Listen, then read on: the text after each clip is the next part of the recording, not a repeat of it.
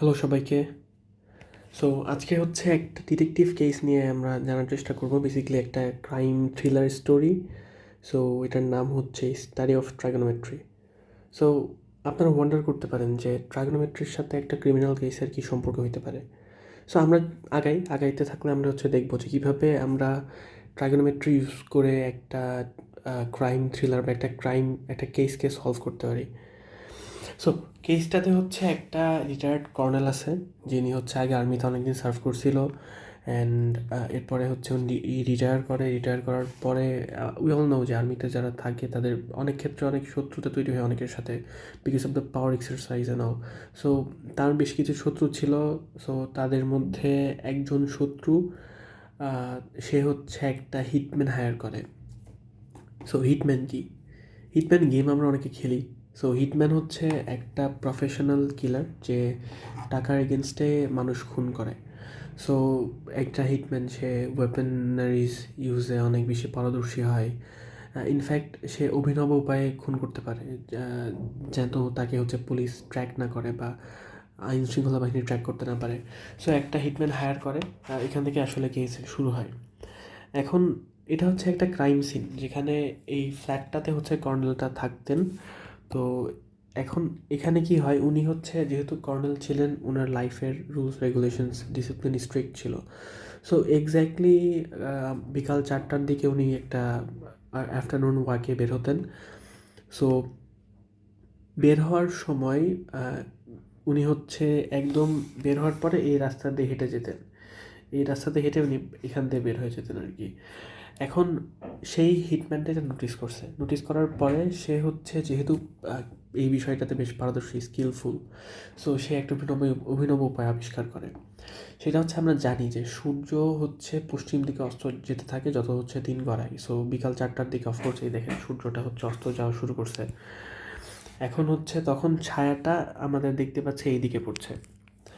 এখন আপনারা অনেকে ব্ল্যাক লাইন ফলোয়ার রোবটের নাম শুনছেন, বা এই টাইপের অনেক সেন্সর আছে যেগুলো হচ্ছে আলো ছায়াতে অনেক বেশি সংবেদনশীল।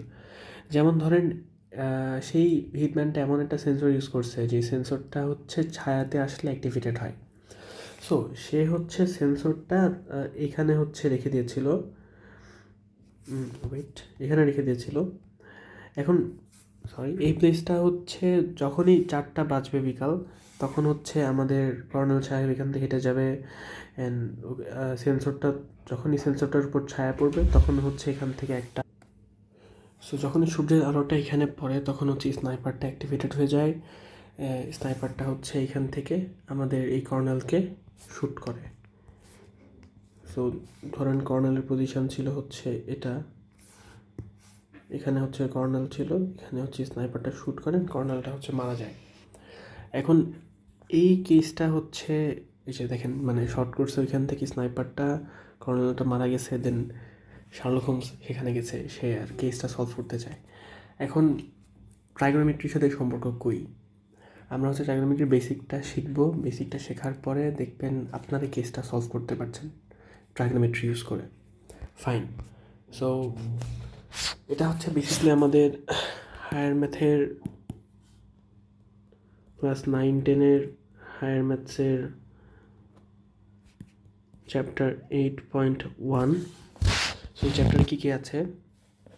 এই চ্যাপ্টারের ফার্স্টে হচ্ছে আপনার থাকবে কোয়াড্রেন্ট, যেটাকে আমরা বাংলায় বলি হচ্ছে চতুর্ভাগ। এরপরে থাকবে হচ্ছে আপনার অ্যাঙ্গেলস বা কোণ। এখন আপনারা ভাবতে পারেন যে অ্যাঙ্গেলস নিয়ে আর কি আলোচনা থাকবে, অ্যাঙ্গেল তো জানি। তো আমরা হচ্ছে 8 পর্যন্ত মোটামুটি হচ্ছে অ্যাঙ্গেলগুলো করে আসি ডিগ্রিতে।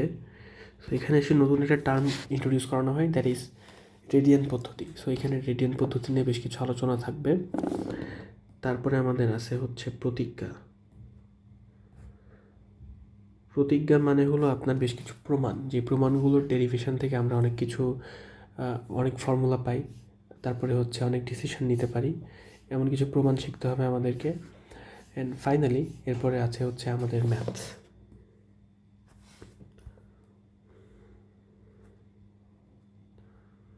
সো সো চ্যাপ্টারটা খুব বেশি বড় না, চ্যাপ্টারটা ছোটো চ্যাপ্টার। আমরা যদি হচ্ছে মাইন্ড ম্যাপ ফলো করে আগাইতে থাকি তাহলে হচ্ছে আমাদের খুবই কনভিনিয়েন্টলি চ্যাপ্টারটা শেষ হয়ে যাবে, না আমরা কেসটা সলভ করতে পারবো। সো যাওয়ার আগে আমরা হচ্ছে একটু হিস্ট্রি শিখে নিই। হিস্ট্রি জানাটা জরুরি। আজকাল আসলে কেউই আমরা হিস্ট্রির দিকে নজর দিই না, চ্যাপ্টারটা কমপ্লিট করি, ম্যাথ করে শেষ করে ফেলি। হিস্ট্রি জানলে ভালো লাগে যে একটা চ্যাপ্টার বা একটা শাখা কীভাবে তৈরি হলো।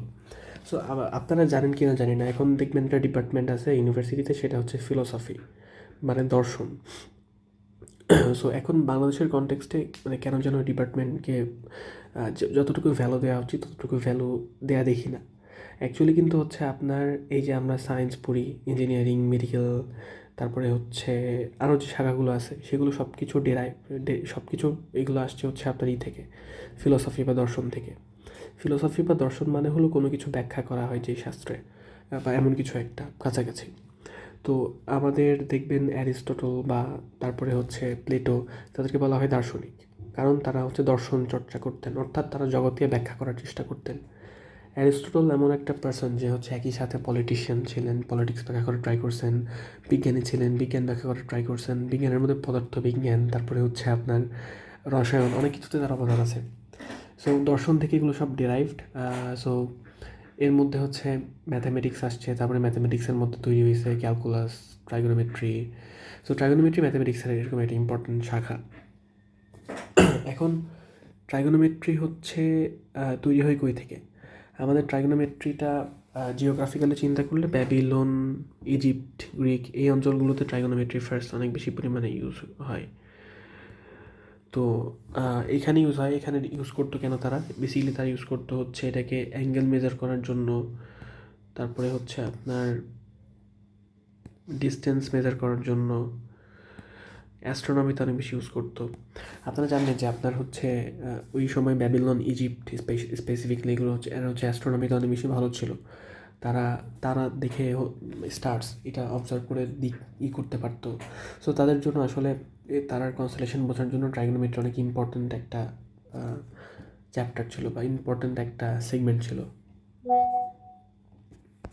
সো গ্রিক ম্যাথমেটিশিয়ান হিপারকাস, ওনাকে হচ্ছে ফাদার অফ ট্রাইগোনোমেট্রি বলা হয়। আপনারা হয়তো পিথাগোরাসের নামটা বেশি শুনে থাকবেন, বাট আসলে ইনি আরও আগের, ইনি ট্রাইগোনোমেট্রির ফান্ডামেন্টালসগুলো দেয়। এই জন্য তাকে হচ্ছে তার যে কাজ সেটা হচ্ছে অ্যাস্ট্রোনমিতেও অ্যাপ্লাই করা যায়, এই জন্য তাকে ট্রাইগোনোমেট্রির ফাদার বলা হয় অনেক ক্ষেত্রে। সো ঠিক আছে, এখানে হচ্ছে কিছু নাম বলবো আপনাদের, যে during the golden age of Islam এখানে আল বিরুনি যিনি ছিলেন, উনি হচ্ছে এখানে একটা বড় সড়ো অবদান রেখেছিলেন। এরপরে ডেভেলপমেন্টটা মেইনলি হয় হচ্ছে ক্যালকুলাসের মাধ্যমে 17th সেঞ্চুরিতে। এখানে হচ্ছে আমাদের দুইজন পার্সন আছে, একজন আইজাক নিউটন, একজন হচ্ছে লিবনিস। সো তারা একসাথে ক্যালকুলাস আবিষ্কার করে, অ্যান্ড এখানে হচ্ছে ট্রাইগোনোমেট্রির যে স্টাডি এটা আরও বেশি এক্সপ্যান্ডেড হয়। সো এরপরে আরও অনেক বিজ্ঞানী যেমন অয়েলার, তারপরে হচ্ছে আমাদের গউস, তারা ট্রাইগোনোমেট্রি তার অনেক ইম্পর্টেন্ট ফর্মুলা আবিষ্কার করছে, অনেক মানে বড় বড় ইম্পর্টেন্ট রোল প্লে করছে আর কি ট্রাইগোনোমেট্রি ডেভেলপমেন্টে। সো এখন ট্রাইগোনোমেট্রি অনেক ডেভেলপড একটা সেগমেন্ট বা ডিপার্টমেন্ট ম্যাথামেটিক্সের, এবং এটা ছাড়া অ্যাকচুয়ালি ম্যাথামেটিক্স হয় না বা চিন্তা করা সম্ভব না। সো এই হচ্ছে ছোট্ট করে হিস্ট্রি ট্রাইগোনোমেট্রির। আমরা হচ্ছে এখন কোয়াড্রেন্ট সিস্টেমটা একটু বোঝার চেষ্টা করি। সো কোয়াড্রেন্ট সিস্টেম বোঝার জন্য আমাদের, আচ্ছা আমি একটু অন্য কালার নিই। ওকে, কোয়াড্রেন্ট সিস্টেম বোঝার জন্য আমাদের হচ্ছে এক্সিস আঁকাইতে হবে। সো আমরা তো পড়ি যে আমাদের হচ্ছে এক্স অ্যাক্সিস, ওয়াই অ্যাক্সিস।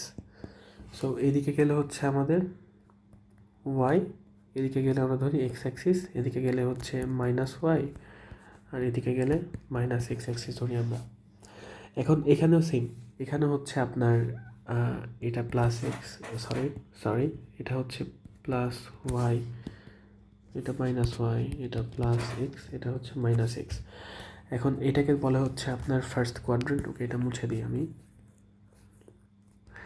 এটা হচ্ছে আপনার বলে ফার্স্ট কোয়াড্রেন্ট, এটা সেকেন্ড কোয়াড্রেন্ট, এটা হচ্ছে থার্ড কোয়াড্রেন্ট, অ্যান্ড এটা হচ্ছে ফোর্থ কোয়াড্রেন্ট। ফার্স্ট কোয়াড্রেন্টে আপনি একটু নোটিস করে দেখেন, অবজার্ভ করে দেখেন, ফার্স্ট কোয়াড্রেন্টে হচ্ছে আপনার এইদিকে এটাও পজিটিভ, অর্থাৎ ওয়াই এক্সিসটাও পজিটিভ, আবার এক্স এক্সিসটাও positive. So it's positive, positive.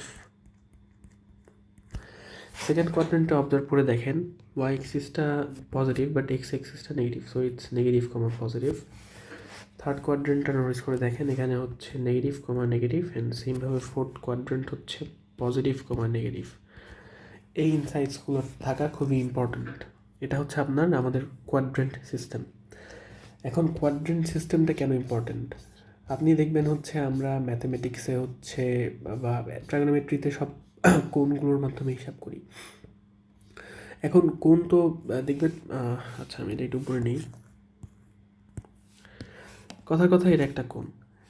এখন আপনি এদিক থেকে মেজার করলে একটা মেজারমেন্ট আসবে, এদিক থেকে মেজার করলে একটা মেজারমেন্ট আসবে, আপনি হচ্ছে কোন মেজারমেন্টটা নেবেন। ওকে ফাইন, এটার একটা সুন্দর ক্লিয়ার আইডিয়া আছে। সেটা হচ্ছে যখন আপনি অ্যান্টি ক্লকওয়াইজ চিন্তা করবেন তখন আপনি হচ্ছে পজিটিভ কোণটা পাবেন, ক্লকওয়াইজ কোয়াড্রেন্টটা চিন্তা করলে নেগেটিভ কোণ পাবেন। ওকে, জিনিসটা হচ্ছে একটু আমরা বোঝার চেষ্টা করি। ওকে সরি, এখানে হচ্ছে পেজ নেব একটা আমরা। সো আমি ইনসাইটসটা ফার্স্টে হচ্ছে লিখি, সেটা হলো আচ্ছা ইন দ্য মিন টাইম আপনারা কোনো ডায়াল ক্লকটা একটু দেখেন তো, অ্যান্টি ক্লকওয়াইজ মানে কোনটা, ক্লকওয়াইজ মানে কোন দিক, দেখেছেন?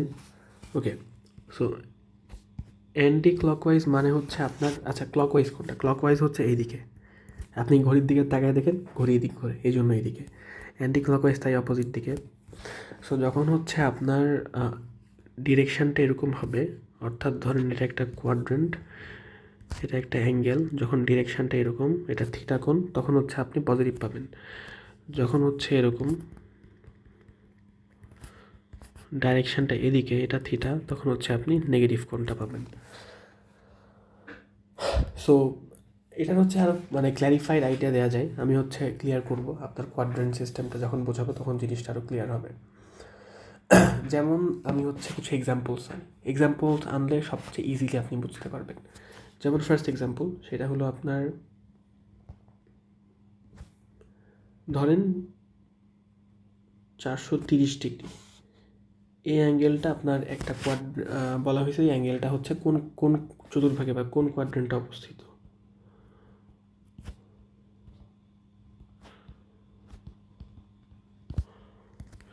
সো আপনি যদি হচ্ছে প্লাস মাইনাসটা না জানেন তাহলে হচ্ছে আপনার পক্ষে এটা বের করা আসলে অসম্ভব। যেমন অ্যান্টি ক্লকওয়াইজ বলে প্লাস অ্যান্টি ক্লকওয়াইজ নাকি মাইনাস হচ্ছে অ্যান্টি ক্লকওয়াইজ, কারণ আপনার তো ঘুরতে হবে, কোন দিক দিয়ে ঘুরবেন এটা জানাটা জরুরি। ফাইন, সো আমরা একটা ছোট্ট করে একটা কোয়াড্রেন্ট আঁকাই। এখন দেখেন আমরা কি জানি যে যদি হচ্ছে একবার ঘুরি আমরা, অর্থাৎ এটা 90 আছে, এখানে দেখায় এটা 90 ডিগ্রি, এখানে এসে 180 ডিগ্রি হচ্ছে, এখানে 270 ডিগ্রি হচ্ছে, সো ফাইনালি এখানে এসে 360 ডিগ্রি হচ্ছে। অর্থাৎ যদি আমরা পুরোটা একবার ঘুরি তাহলে আমাদের 360 ডিগ্রি পাচ্ছি। ফাইন, তাহলে 430 ডিগ্রি বলছে, আগে কি চিহ্ন কিছু নাই মানে এখানে প্লাস চিহ্ন আছে। সো আমরা হচ্ছে অ্যান্টি ক্লকওয়াইজ করব। সো আমরা এভাবে অ্যান্টি ক্লকওয়াইজ করব। ফাইন, আমরা হচ্ছে একবার ঘুরলাম, একবার ঘুরে এখানে আমাদের 360 ডিগ্রি কমপ্লিট হইল। দেন এখানে গেলাম, এখানে যাওয়ার পরে আমাদের কত হবে আমাদের হবে হচ্ছে 450 ডিগ্রি। অর্থাৎ এত দূর আমাদের আসলে যাইতে হবে না, আমাদের এর আগেই জিনিসটা শেষ হয়ে যাবে। সো আমাদের বলছে 430, সো ধরে নিলাম হচ্ছে এটা এখানে শেষ হয়ে যায়, এখানে বরাবর যায় অ্যাঙ্গেলটা। সো এটা হচ্ছে আমাদের 430 ডিগ্রি। সো জিনিসটা ক্লিয়ার হয়েছে। তাহলে কোন কোয়াড্রেন্টে হচ্ছে? আনসার হলো ফার্স্ট কোয়াড্রেন্ট। ওকে, আরেকটা পেজ নেই।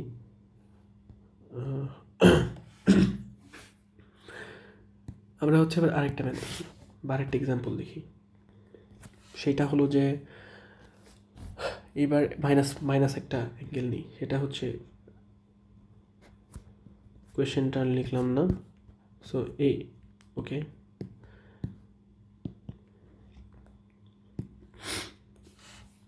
এবার হচ্ছে আমরা -520 ডিগ্রি নিয়ে কাজ করতে চাই। সো আবার আমরা কোয়াড্রেন্ট টাকাইলাম একটা, যেহেতু মাইনাস বলছে সেহেতু আমাদের ক্লকওয়াইজ মানে কি, মানে হচ্ছে এদিকে ঘুরবো আমরা। সো শুরু করতে হবে অফকোর্স আপনার এক্স অ্যাক্সিস থেকে, এখান থেকে আপনি ঘুরবেন সবসময়, এখান থেকে এই দিক অথবা এই দিক, আপনি ওয়াই অ্যাক্সিস থেকে ঘুরতে পারবেন না, ঠিক আছে? এক্স অ্যাক্সিস থেকে শুরু করতে হবে। সো আপনি হচ্ছে এদিক দিয়ে ঘুরবেন, এদিক দিয়ে ঘুরে এখানে আসলেন, আপনার -360 ডিগ্রি হইল। তারপরে হচ্ছে আপনি আরেকটু গেলেন, এখানে মাইনাস আপনার হলো হচ্ছে 450 ডিগ্রি। আরও বুঝতে পারছি, আরও ঘুরতে হবে। আরও ঘোরার পরে আপনি যখন এখানে যাবেন তখন হবে হচ্ছে আপনার 530 ডিগ্রি, অর্থাৎ একদম এই পজিশনটাই আপনার হচ্ছে অ্যাঙ্গেলটা শেষ হবে। সো এখানে হচ্ছে আপনার -520 ডিগ্রি। আপনি দেখেন, আপনি ক্লকওয়াইজ অ্যান্টি ক্লকওয়াইজ ঘুরে দেখেন, আপনার ভুল মান আসবে বা ভুল অন্য একটা কোয়াড্রেন্ট আসবে। সো এটার আনসার কত? এটার আনসার হচ্ছে থার্ড কোয়াড্রেন্ট।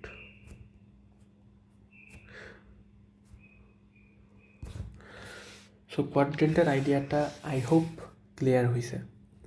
এখন আপনারা নিচে কিছু কোয়াড্রেন্ট ট্রাই করবেন, এটা হচ্ছে আপনাদের কাজ। সেটা হলো আপনারা ট্রাই করবেন -450, আচ্ছা ঠিক আছে, -720 ডিগ্রি, তারপরে 444 ডিগ্রি, আর হচ্ছে আপনারা ট্রাই করবেন -610 ডিগ্রি। এই হচ্ছে আপনার জিনিসগুলো ট্রাই করিয়েন। যদি হচ্ছে আপনার পারা যায় তাহলে বুঝতে হবে কোয়াড্রেন্টের বেসিকটা পুরোপুরি ক্লিয়ার। এবার যাবো হচ্ছে আমরা অ্যাঙ্গেলসে। সো শুরুতে যেটা বলছিলাম, অ্যাঙ্গেলস আমরা ডিগ্রি দিয়ে করে অভ্যস্ত, বাট অ্যাকচুয়ালি এখানে হচ্ছে আমাদের আরেকটা সিস্টেম আসে। সো ডিগ্রির যে অ্যাঙ্গেলটা আমরা করি ওটার ইনফ্যাক্ট নামটাও আমরা হচ্ছে জানি না। সো ওইটাকে বলে হচ্ছে আপনার ষাটমূলক পদ্ধতি বা সেক্সাজেসিমাল সিস্টেম।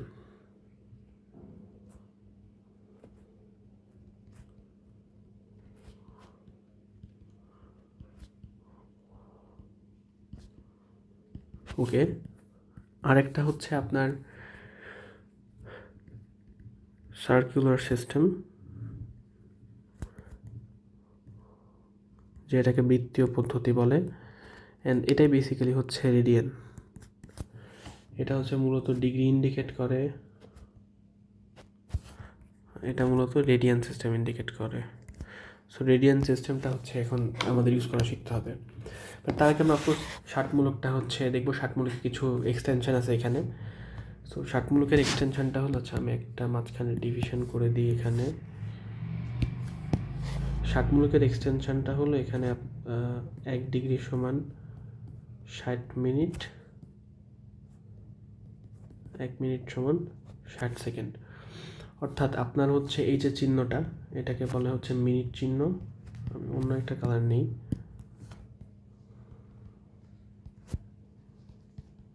আর এই চিহ্নটাকে বলা হচ্ছে সেকেন্ড চিহ্ন। আর এটা তো আমরা জানি, এটা হচ্ছে ডিগ্রি।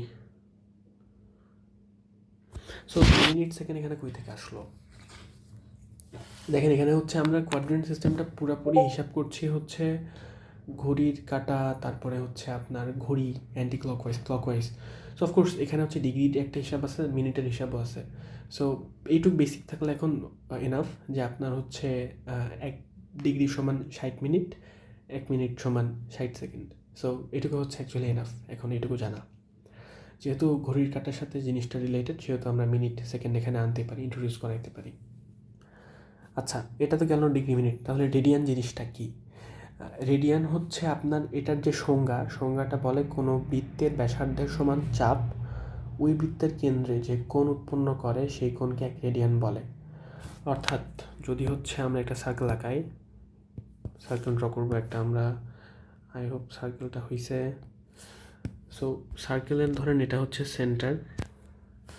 সো সেন্টার থেকে আমরা হচ্ছে রেডিয়াস পাই, এটা হচ্ছে রেডিয়াস, এটা হচ্ছে একটা লাইন, মানে আরেকটা রেডিয়াস। সো এটা পিউ বলি, এটা কিউব বলি। সো এখানে হচ্ছে আমাদের পিকিউ যেটা আছে, এটা একটা চাপ অফকোর্স। এটা যদি ও হয়, ওপি সমান আর সমান রেডিয়াস বা ব্যাসার্ধ। পিকিউটা হচ্ছে আমাদের একটা আর্ক বা চাপ, চাপের ইংলিশ হচ্ছে আর্ক। সো এই পিকিউটা আমাদের হচ্ছে কেন্দ্রে অর্থাৎ ও বিন্দুতে যে কোণটা উৎপন্ন করছে সেই কোণটার ভ্যালু কত। যদি এই পিকিউটা হচ্ছে আপনার ব্যাসার্ধের সমান হয়, অর্থাৎ যদি F PQ is equals to R, then এটা থিটা হইলে থিটা সমান 1 রেডিয়ান। সো রেডিয়ানকে হচ্ছে আমরা এভাবে সি দিয়ে ইন্ডিকেট করি।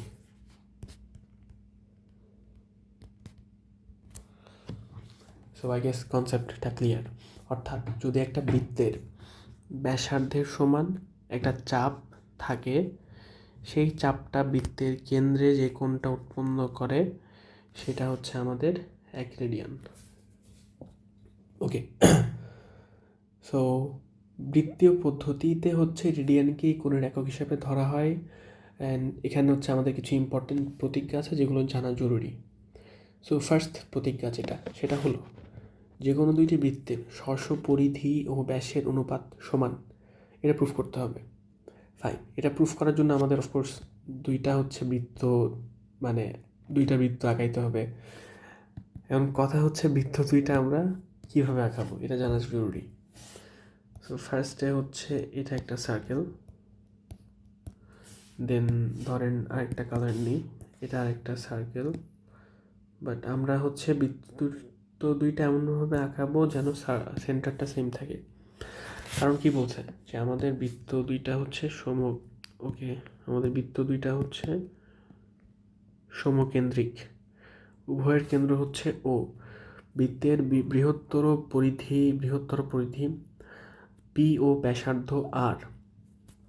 ফাইন, ক্ষুদ্রতর বৃত্তের পরিধি পি এবং ব্যাসার্ধ স্মল আর। এটা ক্ষুদ্র বৃত্ত, এটা বৃহৎ বৃত্ত, চিত্রটা এভাবে আছে আর কি। এখন বৃহত্তর বৃত্তটির এন সংখ্যক সমান ভাগে বিভক্ত করি। কেন্দ্রের সাথে বিভক্ত বিন্দুগুলো যোগ করলে ক্ষুদ্রতর বৃত্তটিও এন সংখ্যক সমান ভাগে বিভক্ত হবে। Common sense, right? উভয় বৃত্তে বিভক্ত বিন্দুগুলো পরস্পর সংযুক্ত করি, ফলে প্রত্যেক বৃত্তে এন সংখ্যক বাহু বিশিষ্ট একটি সুষম বহুভুজ অন্তর্লিখিত হলে তারপরে হচ্ছে আমাদের অন্তর্লিখিত হলো আর কি। সো এখানে দেখাচ্ছে ইন্ডিকেট করে যে বৃহত্তর বৃত্তে আমরা হচ্ছে ক্যাপিটাল এবিসিডি ইউজ করছেন, ক্ষুদ্রতর বৃত্তে আমরা স্মল এবিসিডি ইউজ করব। এখন এখানে যে কথাবার্তাগুলো বলছে সেগুলো আমরা হচ্ছে এখন অঙ্কন করব। সো এখানে হচ্ছে জিনিসটা খুব ইজি, এখানে ভয় পাওয়ার কিছু নাই। স্পেসিফিকলি অনেকে ফার্স্টে চিত্র দেখে ভয় পায়, বাট চিত্রটা বোঝার চেষ্টা করতে হবে, তাহলে আর কি আর ভয় লাগবে না। সো এখানে ফার্স্টে কী করছে, ফার্স্টে বলছে হচ্ছে এন সংখ্যক সমান ভাগে ভাগ করবে, N is greater than 1। So N এক ভাগ না, যে বেশি ভাগ হবে অফকোর্স। আচ্ছা, আমরা ভাগ করা শুরু করি। ফার্স্টে ভাগ করব হচ্ছে এখান থেকে যাব, তারপরে হচ্ছে আমরা এখানে ধরেন আরেকটা ভাগ করলাম, তারপরে হচ্ছে আমরা এখানে আরেকটা ভাগ করব, এখানে একটা ভাগ করব, এখানে একটা, দেন এভাবে চলতেই থাকবে আর কি। আচ্ছা, একটু সুন্দর করে করি। ওকে, এভাবেও না, এটা চলতেই থাকবে এভাবে। সো আমরা হচ্ছে এই জিনিসগুলো ডিনোট করে নিই। সো এটা হচ্ছে আমাদের যদি এ হয়, A B C D E, সেইমভাবে আমরা হচ্ছে দেখছি এই পয়েন্টেও ভাগ হচ্ছে জিনিসটা। এখানে আরেকটা কালার নেই, এখানে ভাগ হচ্ছে জিনিসটা। এখানে হচ্ছে এটা ধরলাম এ, এটা B, small C, small D, small E. এখন আর কি বলছে, এখন বলছে হচ্ছে কেন্দ্রের সাথে বিভক্ত বিন্দুগুলো যোগ করলে ক্ষুদ্রতর বৃত্তটিও এন সংখ্যক ভাগে ভাগ হচ্ছে। এক্স্যাক্টলি আমরা তাই দেখলাম, উভয় বৃত্তে বিন্দুগুলো পরস্পর সংযুক্ত করি। ফাইন, এরপর আমরা জানি বাকিটুকু। এখন হচ্ছে আমাদের প্রমাণের কাজটা শুরু করতে হবে। এখন দেখেন, এখানে হচ্ছে আমাদের অবজার্ভ করে দেখেন, আমরা প্রমাণ করতে চাই যে কোনো দুইটি বৃত্তের স্ব পরিধি ও ব্যাসের অনুপাত সমান। অর্থাৎ আমাদের পরিধি ও ব্যাসের অনুপাতটা আনতে হবে। আনবো কেমনে আমরা? Fine, let's try it. এখানে আপনার দুইটা ত্রিভুজ দেখেন, ত্রিভুজ ও ক্যাপিটাল এ ক্যাপিটাল বি এবং ত্রিভুজ ও স্মল এ স্মল বি। অর্থাৎ এখানে যদি এটা যদি ও হয়, সাথে ক্যাপিটাল এ ক্যাপিটাল বি, অর্থাৎ এই ত্রিভুজটা এবং ও স্মল এ স্মল বি, এই ত্রিভুজটা। অর্থাৎ আমরা ত্রিভুজ আকারে জিনিসটা কল্পনা করতে চাই, তাহলে হইলো আমরা বেসিকলি ত্রিভুজটা বানাই দিব, এর সাথে বি কানেক্ট করে দিব, এখানে এর সাথে এই বিটা কানেক্ট করে দিব। দেন সব জায়গাতে আসলে এমনি করবো জিনিসটা, অন্য একটু কালার নেই, এভাবে কানেক্ট হবে, এভাবে কানেক্ট হবে, এটা এইভাবে কানেক্ট হবে। সো সবগুলো যে কানেক্ট হচ্ছে এটা হচ্ছে দেখাতে হবে আর কি। এটা এখানে, এটা এখানে, এটা এখানে। সো চিত্রটা এখন দেখেন, কেউ যদি হুট করে চিত্রটা দেখে কনফিউজড হয়ে যাবে, রাইট? বাট অ্যাকচুয়ালি আমি যখন বোঝাই বললাম চিত্রটাতে কী কী করছি আমি, আই ডোন্ট থিঙ্ক এখানে প্রবলেম হওয়া উচিত। সো আমাদের দুইটা ত্রিভুজ আছে, ও A B, O small B, এই দুটো ত্রিভুজ নিয়ে আমরা হচ্ছে কাজ করতে চাই। সো যখন কাজ করব তখন হচ্ছে এই দুটো ত্রিভুজ সদৃশকোণী ত্রিভুজ হবে। সো ফার্স্ট থিং, ত্রিভুজ ও এ বি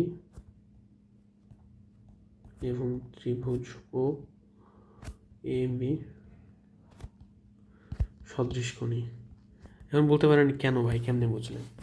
দেখেন, এখানে হচ্ছে আমাদের একটা কোণ তো কমন, বুঝতেই পারছি আমরা। তারপরে এখানে হলো আপনার বাকি যেগুলো আছে, বাকি যে দুইটা কোণ আছে সেই দুইটা কোণও সমান হবে। কেন বলেন তো, চিন্তা করেন। আচ্ছা, সমান হবে রিজন বিং, এই ত্রিভুজ দুইটা কিন্তু সমদ্বিবাহু ত্রিভুজ। কেন সমদ্বিবাহু ত্রিভুজ? কারণ এই যে এটাও একটা ছোট ত্রিভুজের ব্যাসার্ধ, এটাও ছোট ত্রিভুজের ব্যাসার্ধ, এটা বড়র ব্যাসার্ধ, এটা বড় হচ্ছে সার্কেলের ব্যাসার্ধ। এখন ব্যাসার্ধ তো পরস্পর সমান, এখন পরস্পর সমান দুইটা বাহুর অপোজিট কোণগুলো পরস্পর সমান হয়, তাই এই কোণটাও এই কোণটা এবং এই কোণটা অ্যাকচুয়ালি ইকুয়াল হবে। জিনিসটা আমাদের কাজ করছে আর কি। সো এইভাবে হচ্ছে, বা আপনি যে সিম্পলি একটা লাইন মনে রাখতে পারেন যে ত্রিভুজ যেহেতু সমদ্বিবাহু তাই বাহু সংলগ্ন কোণগুলো সমান, এই কারণে আপনার ত্রিভুজ যেহেতু তিনটা কোণই সমান হয়ে যাচ্ছে তাই সদৃশকোণী ত্রিভুজ। ওকে ওকে, সো সদৃশকোণী ত্রিভুজের ক্ষেত্রে আমাদের কি জানি, আমরা জানি হচ্ছে বাহুগুলোর অনুপাত সমান হয়, অর্থাৎ a divided by ab divided by ab is equals to oa divided by o এটা is equals to ob divided by o small b is equals to আমাদের লিখতে পারি capital R divided by small R, কারণ এগুলো হচ্ছে আর কি capital আর এবং small আর। এখন অনুরূপভাবে অন্যান্য ক্ষেত্রে আমরা জিনিসটা বলতে পারি না,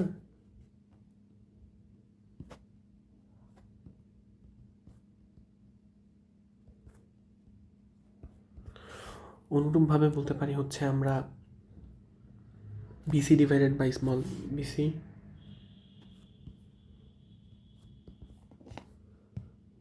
তারপরে হচ্ছে আপনার এটা বলতে পারি, দেন চলবে আর কি এভাবে আপনার। আচ্ছা, এটা কেন হলো এটা তো বুঝছেন আই গেস। এটা হচ্ছে আপনার এই ত্রিভুজের কথা বলতেছি, দেন এই ত্রিভুজে গেলে হচ্ছে আরেকটা হবে, এই ত্রিভুজে গেলে কী হবে, সিডি ডিভাইডেড বাই এসিডি, অর্থাৎ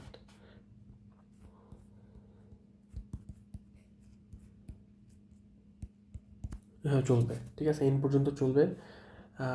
চলে হচ্ছে তাহলে কী পাবো আমরা, এদিকে হচ্ছে সব আরগুলো পাচ্ছি। অর্থাৎ এখন যদি হচ্ছে আমরা মানে এভাবে হচ্ছে জিনিসটা লিখতে চাই, সেটা হলো যে এখানে দেখেন একটু, সেটা হলো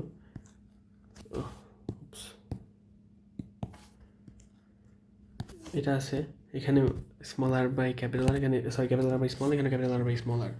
সো এগুলো সব ইকুয়াল হচ্ছে, রাইট? এখন তাহলে আমি সবগুলো হচ্ছে লিখতে পারি এভাবে যে, আচ্ছা এখানে একটা পেজ লাগবে আমার,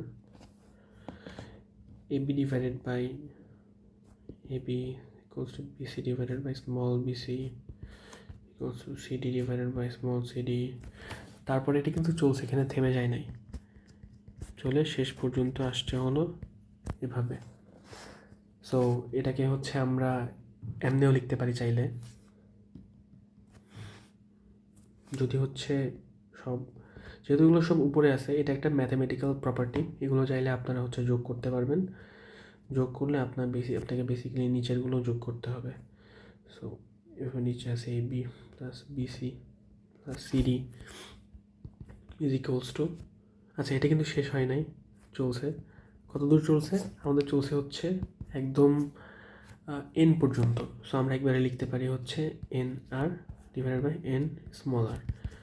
সো আর বাই আর এভাবেও লিখতে পারি জিনিসটা। এভাবে লেখা মানে কি, আমরা চাইলে 2 দিয়ে গুণ করতে পারি। 2 দিয়ে কেন গুণ করলাম?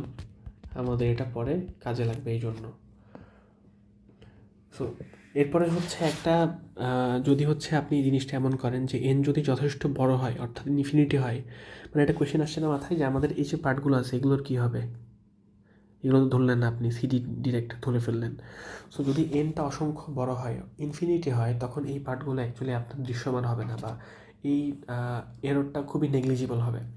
সো আপনি চাইলে এটাকে হচ্ছে ইগনোর করতে পারেন। যেমন দেখবেন পৃথিবী সার্কুলার, সরি রাউন্ড, মানে গোলকাকার, বাট ইয়েট আমরা হচ্ছে এটাকে মানে সমতল পৃষ্ঠ পাই অনেক। কেন পাই? কারণ হচ্ছে পৃথিবীটা অনেক বড়, এই কারণে এখানে আমাদের কখনো মনে হয় না যে এটা আসলে গোল। সো এখানে সেমভাবে এটা যেহেতু অনেক ছোট, সো এটা আপনার মনে হবে না এটা অ্যাকচুয়ালি গোল। এখানে আপনার দুইটা কানেক্ট, মানে অনেক ছোটো ভাগে ভাগ করলে দুইটা যখন কানেক্ট করবেন তখন আসলে এটাকে একটা স্ট্রেট লাইনই মনে হবে। এই পার্থক্যটা অনেক কমে যাবে তখন। তো সুতরাং সেই ক্ষেত্রে আপনি কিন্তু বলতে পারেন যে AB plus BC plus CD এগুলো সব যোগ করলে তাহলে কী হবে?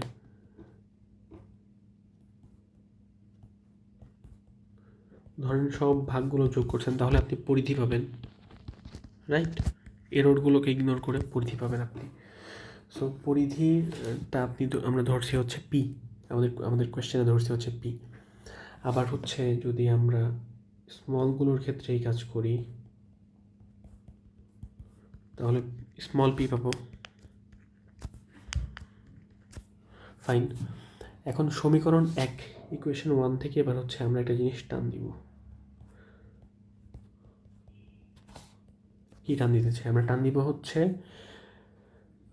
এখানে যে আমরা লিখছি আপনার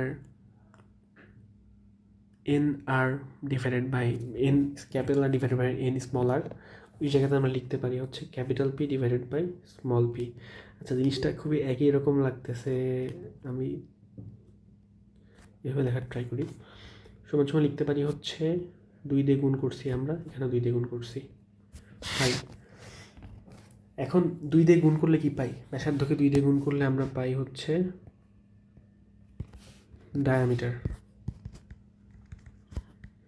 ডায়ামিটার বা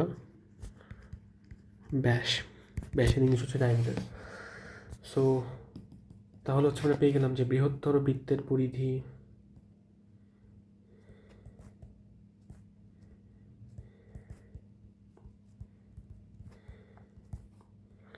ডিভাইডেড বাই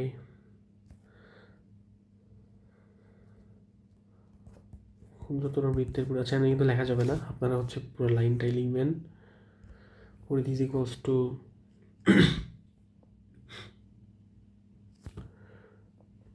বৃহত্তর বৃত্তের ব্যাস ডিভাইডেড বাই ক্ষুদ্রতর বৃত্তের ব্যাস। এখন যদি আপনারা ইন্টারচেঞ্জ করেন তাহলে হচ্ছে পাবেন যে এখানে পাবেন হচ্ছে বৃহত্তর বৃত্তের পরিধি ডিভাইডেড বাই বৃহত্তর বৃত্তের ব্যাস। সো আমি হচ্ছে একবারে লিখে অনেক লিখতে হচ্ছে অ্যাকচুয়ালি, বৃহত্তর বৃত্তটাও লিখবো না,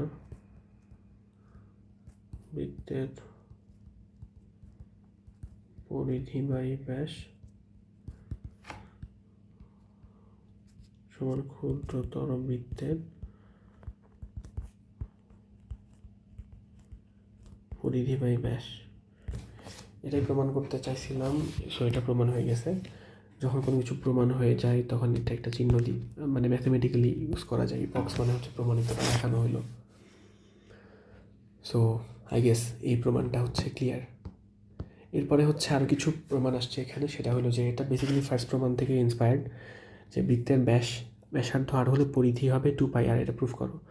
সো প্রতীকে একের আলোকে আমরা কি দেখছি? পরিধি বাই ব্যাস এটা হচ্ছে একটা কনস্ট্যান্ট, কারণ কি এটা প্রত্যেকটা বৃত্তের ক্ষেত্রে সমান হচ্ছে। সো সো সেই কনস্ট্যান্টকে আমরা ধরছি হলো, দেখি এটা কনস্ট্যান্ট, সেই কনস্ট্যান্টকে আমরা ধরছি হলো পাই। সো পাই মানে কি? পাই মানে হচ্ছে পরিধি বাই ব্যাস। আচ্ছা, পরিধি বাই ব্যাস, পায়ের ভ্যালু আছে একটা, পায়ের ভ্যালুটা অ্যাকচুয়ালি অনেক বড়, বাট আমরা এটা মনে রাখবো, এটা মনে রাখাই এনাফ। ওকে, সো এটাকে দেন এখান থেকে একটা ইন্সপায়ারটি আছে যে পরিধি বাই ব্যাস সমান পাই ধরছে। সো পরিধি সমান তাহলে কি? পরিধি সমান তাহলে পাই ইন্টু ব্যাস, ব্যাস মানে 2r, সো পরিধি সমান তাহলে 2πr। অতএব আর ব্যাসার্ধ বিশিষ্ট যে কোনো বৃত্তের পরিধি 2πr। সো এটা হচ্ছে খুব সিগনিফিকেন্ট কোনো প্রমাণ না, একদম কমন সেন্স, এই কারণে হচ্ছে আমি আর লিখে দেখালাম না। সেমভাবে প্রতিকার 3, এটাও কমন সেন্সের প্রমাণ একটা, যে বৃত্তের কোনো চাপের উপর দণ্ডায়মান কেন্দ্রস্থ কোণ বৃত্তচাপের সমানুপাতিক। মানে দেখেন, এই বৃত্তচাপটা যদি বাড়ে, এটা সাদার উপর সাদা কালার হয়ে গেছে, এই বৃত্তচাপটা যদি বাড়ে, ধরেন এভাবে এক্সটেন্ড হয়েছে, দেন এটা এখানে গেছে, তাহলে আপনার কোণটাও বাড়বে। এটা অ্যাকচুয়ালি বোঝাইছে যে হচ্ছে বৃত্তচাপ বাড়লে কোণও বাড়বে, এখানে লেখা আছে আর কি। সো এবিসি বৃত্তের কেন্দ্র ও এবং ব্যাসার্ধ ওবি, পি বৃত্তের উপর অন্য একটি বিন্দু, ফলে বিবি বৃত্তের একটি চাপ এবং কোণ পিওবি বৃত্তের একটি কেন্দ্রস্থ কোণ, তাহলে কেন্দ্রস্থ কোণ পিওবি চাপ বিপি এর সমানুপাতিক হবে। মানে কোনো এক্সপ্লিসিট কোনো প্রমাণ নাই, অ্যাকচুয়ালি এটা কমন সেন্স থেকে লিখছে। আচ্ছা, আজকে এতটুকুই। আমরা হচ্ছে নেক্সট লেকচারের প্রতিজ্ঞার 4 দেখবো, দিন আরও কিছু প্রতিজ্ঞা আছে, ওগুলো কমপ্লিট করব। তারপরে ফর্মুলাগুলো পেয়ে যাওয়ার পর আমরা ম্যাথামেটিক্সে মুভ করতে পারবো। সো আশা করছি আজকের লেকচারটা ভালো লাগছে। আমরা হচ্ছে আর কিছুদিন টাইম নিব, তারপরে ট্রাইগোনোমেট্রি শেষ করে আমরা আবার ওই ক্রিমিনাল কেসে ব্যাক করবেন, ওটা হচ্ছে সলভ করার ট্রাই করব। Thank you.